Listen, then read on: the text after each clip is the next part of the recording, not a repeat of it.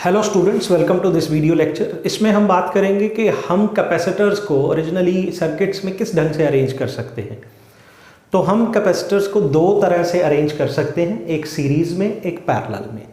अब बात करते हैं सीरीज़ और पैरेलल एक्चुअल में होता क्या है। So let us discuss one by one. सबसे पहले मैं सीरीज़ की बात करता हूँ। सीरीज़ सर्किट किसको बोलेंगे?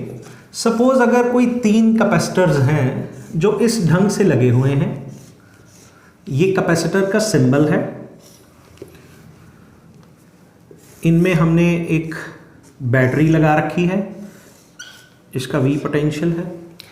अब होगा क्या, ये पॉजिटिव टर्मिनल है, ये नेगेटिव टर्मिनल है। इसका पॉजिटिव चार्ज यहाँ से जाएगा और इस प्लेट पे पॉजिटिव चार्ज हो जाएगा।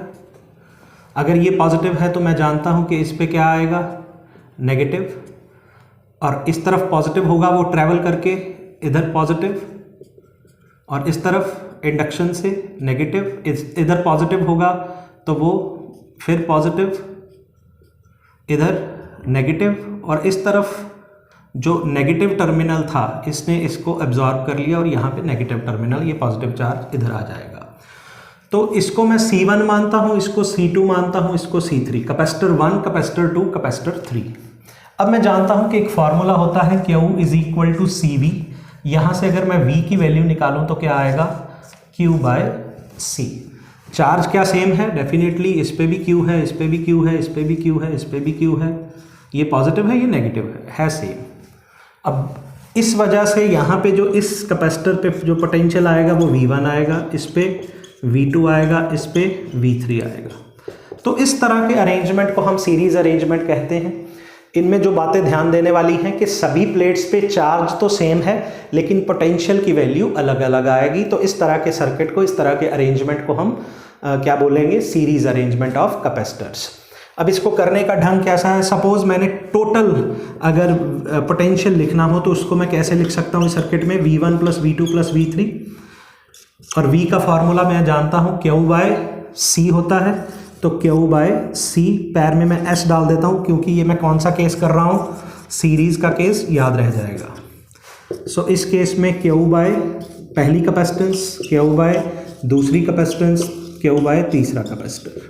Q क्योंकि कॉमन है हर तरफ तो कट जाएगा, और जो मेरा फाइनल आंसर आएगा that will be 1 by C1, 1 by C2 and 1 by C3। That is called capacitance in series.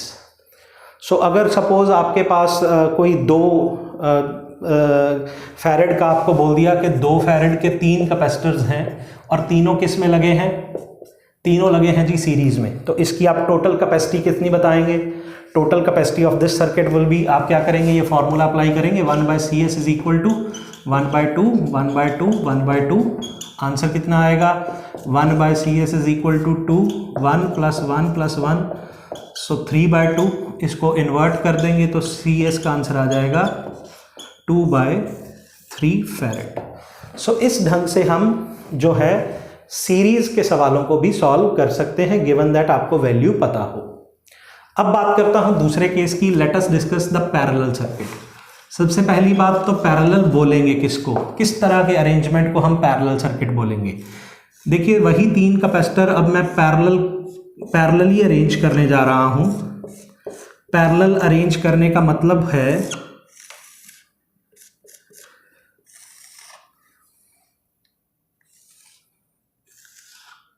कि इनको इस ढंग से लगाना है कि सभी में जो पोटेंशियल की वैल्यू है वो क्या आए, दैट शुड बी सेम। ये वही C1, C2, C3 3 कैपेसिटर्स हैं। इस बार क्या होगा, let this be point A, let this be point B।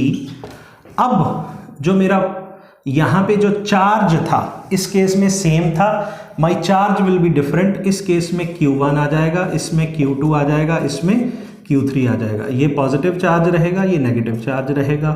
Positive positive negative negative positive positive negative negative. तो पिछली बार चार्ज सेम था सभी में, इस बार पोटेंशियल सभी में सेम है। तो अगर मैंने इस केस में टोटल चार्ज लिखना हो तो कैसे लिख सकता हूँ, Q is equal to Q1 plus Q2 plus Q3, और मैं फॉर्मूला जानता हूँ क्या होता है जी, Q is equal to CV होता है।